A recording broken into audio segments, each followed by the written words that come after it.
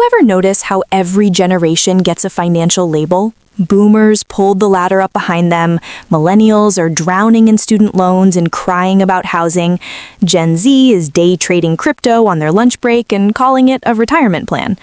But sandwiched in the middle, there's this whole generation nobody profiles on financial TikTok, Generation X. Born between 1965 and 1980. They're the coworker who owns 2 rental properties but drives a 2014 Honda. Your uncle who paid off his house at 48 but won't tell you how. The people who literally built the internet economy, watched it explode in their faces, rebuilt, watched it explode again, and still showed up Monday morning with a packed lunch. And here's what nobody in the financial world wants to acknowledge. Their relationship with money isn't just different, it's a survival mechanism, and it might be the single most valuable financial blueprint Gen Z will ever ignore. Let's start with what shaped their money psychology more than any investing book ever could. They were latchkey kids. And I don't mean a few of them came home to an empty house sometimes. This was the norm for millions. Picture this. It's 1979. You're 9 years old, school bus drops you off, you pull that key from the shoelace around your neck, walk into a house with no parents, no babysitter, no food delivery app, no one checking in. You open the fridge, there's half a gallon of milk, some bologna, and something in tinfoil you're not brave enough to open. That's it. That's dinner. Figure it out. By 1984, roughly 7 million kids between ages 5 and 13 were regularly unsupervised after school. 7 million kids learning one lesson that every financial guru charges $997 to teach. Nobody is coming to save you. Not the government, not your employer, not the economy. You figure it out or you go without. And that lesson didn't just build character, it built a financial operating system that runs in the background of every money decision they've ever made. Gen Z, listen, you're being raised in a world that tells you there's an app for everything, a safety net for everything, someone to call for everything. Gen X learned at 8 years old that the only safety net is the one you build yourself. That's not motivation poster garbage, that's survival arithmetic. And that empty house didn't just teach independence, it taught them that money is not abstract, it's immediate. It's the difference between eating and not eating. You couldn't swipe a card and deal with it later. There was no buy now, pay later, no Klarna splitting your impulse purchase into 4 easy payments so your brain doesn't register the pain. There was cash in a jar on the counter, or there was nothing. And when the jar was empty, it was empty. No overdraft protection, no calling mom because mom was working a double shift. You learned to count what you had, stretch what you had, and never spend what you couldn't see with your own eyes. Psychologists call this resource hypervigilance. The brain gets wired to constantly monitor what's available, to think 2-3 steps ahead because running out wasn't an inconvenience, it was a crisis. That's why Gen X has this almost unsettling ability to smell financial trouble before it arrives. They're not negative, they're running constant survival math in their heads. They know what's in every account, they know what's due this week, next month, not because they're obsessive, because they grew up where not knowing meant not eating. Gen Z, listen, every time you tap a card without knowing your balance, you're doing the exact opposite of what built the most financially resilient generation alive. The system made it painless for you to spend on purpose. Pain is the teacher. They removed the teacher. But here's where it gets darker. Gen X didn't just learn about money from empty fridges. They watched their parents' financial lives get dismantled in real time. All the speeches about the American dream. Work hard, stay loyal, the company takes care of its own. Then the 70s happened. Stagflation, gas lines wrapping around blocks, inflation eating paychecks alive. They watched their fathers give 25, 30 years to a company and get a pink slip during a Tuesday afternoon restructuring. No severance, no warning, just a box of desk stuff and a handshake. They watched their mothers enter the workforce not out of ambition, but out of desperation, because one income didn't cut it anymore. They watched pensions get restructured, which is a polite word for stolen, right before their parents could collect. The message was permanent. Corporate loyalty is a trap. The company will use your best years and discard you the moment the spreadsheet says so. Promises about your financial future aren't worth the paper they're printed on. Gen Z, this is the part where you need to stop and actually think. You're out here putting your entire identity into your job title, calling yourself a Google employee, a Meta employee, like that's who you are. Gen X watched that movie already. They know the ending. The company doesn't love you. The company loves your output. The second your output can be replaced cheaper by AI, by offshore labor, by a younger version of you who will accept less, you're done. Build something that's yours, a skill, a side income, an asset, something that doesn't disappear when someone above you decides to reorganize. This is exactly why Gen X invests differently than anyone else, and nobody talks about it. They don't need a YouTube video to explain diversification. They lived it. They came of age watching the stock market go essentially nowhere from 1968 to 1982.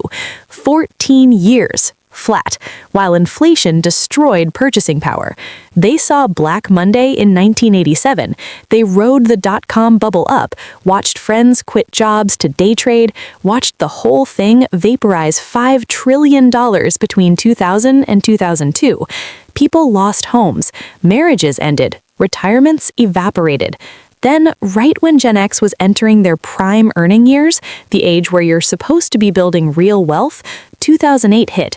Banks collapsed, housing cratered, retirement accounts sliced in half overnight. People who did everything right, saved, invested, diversified even, watched it all crumble because the system itself was rigged and rotten. 3 massive financial catastrophes before they turned 45. No other living generation took that many direct hits during the exact years when wealth is supposed to compound. And what did it teach them? Don't trust one system. Don't trust one account. Don't trust one income. Don't trust one asset class.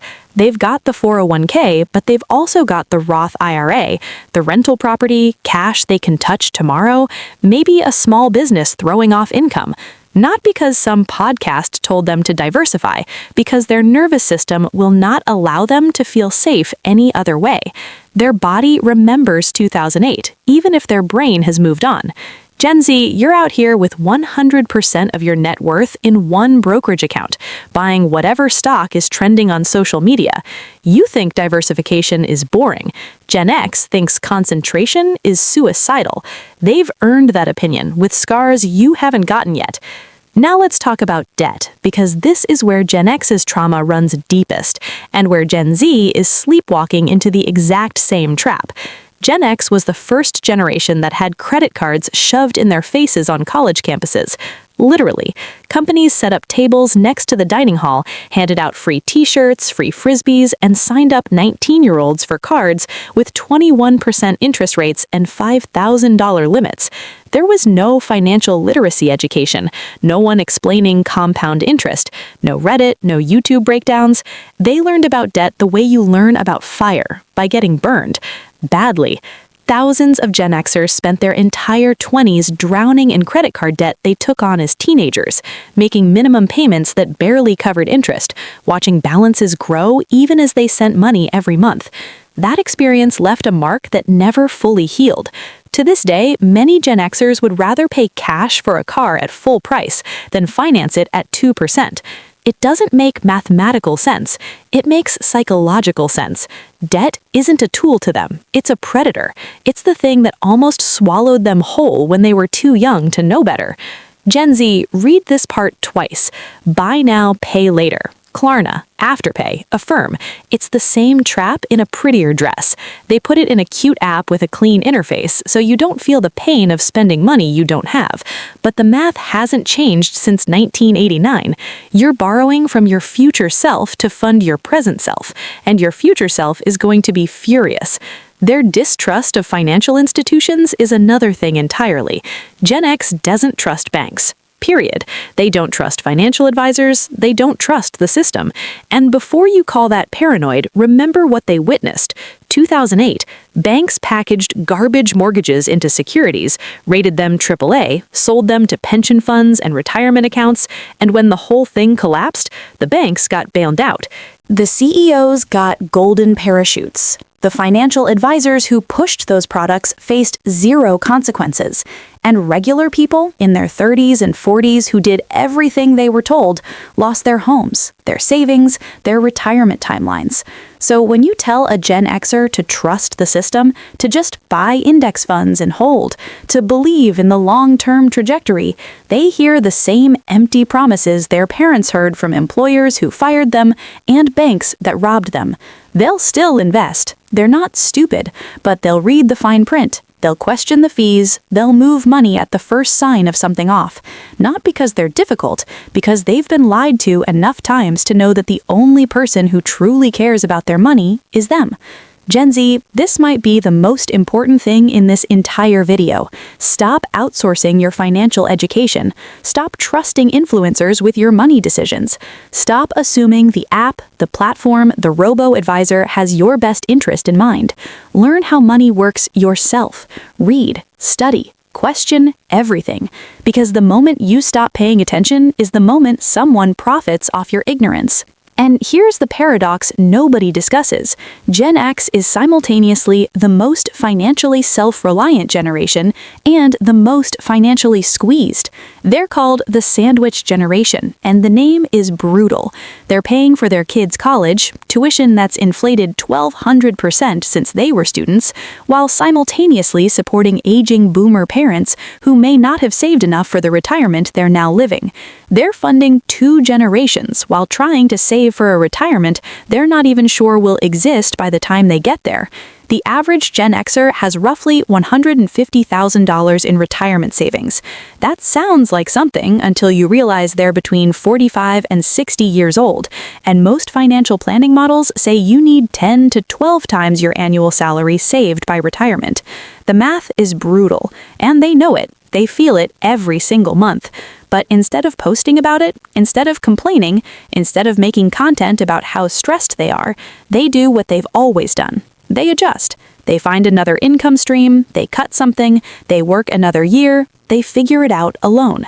Because alone is the only way they've ever figured anything out. Gen Z, you think retirement is something you'll deal with later. Gen X thought that too. Later became now, and now is not kind. Start today. Not next month, not next year, today. Even $50 a month, because compound interest either works for you or against you, and it doesn't care about your intentions. It only cares about time.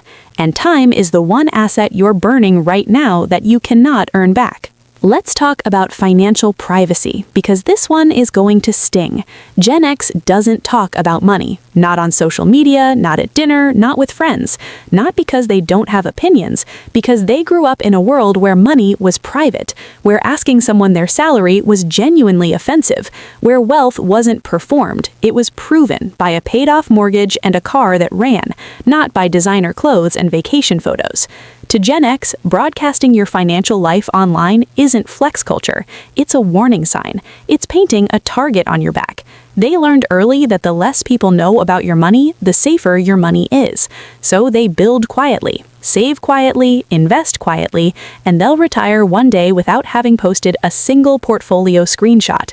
Gen Z, every time you post your gains, your purchases, your lifestyle, you're not building credibility, you're building expectations. Expectations you have to maintain.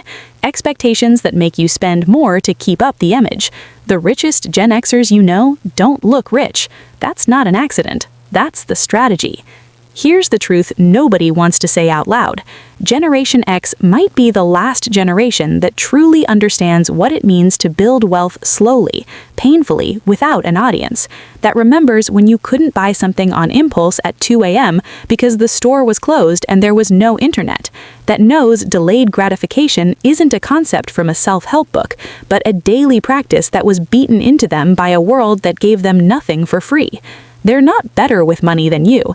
They're scarred by money differently than you. and those scars built armor that the modern financial system cannot penetrate.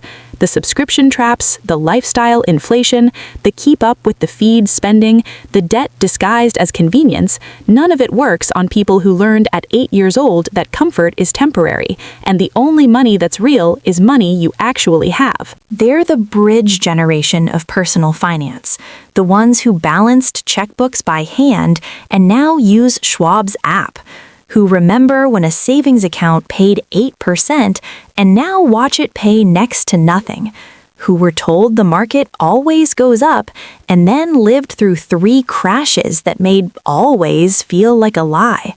Bridges don't get financial magazine covers. They don't get viral TikToks about their money habits. They don't get a parade. They're just there, quietly building, quietly saving, quietly holding it all together. 2 generations on their back, expecting nothing in return. And honestly, that's the most Gen X financial behavior of all, not caring whether anyone notices the wealth they've built, not needing the credit, just getting it done and moving on. And if you're Gen Z watching this, here's the honest advice the title promised. Stop performing wealth you don't have. Stop trusting systems that profit when you fail. Stop outsourcing your financial future to apps and influencers and algorithms. Start learning money the way Gen X learned it, the hard way, the real way, the way that sticks. Because applause doesn't compound, discipline does.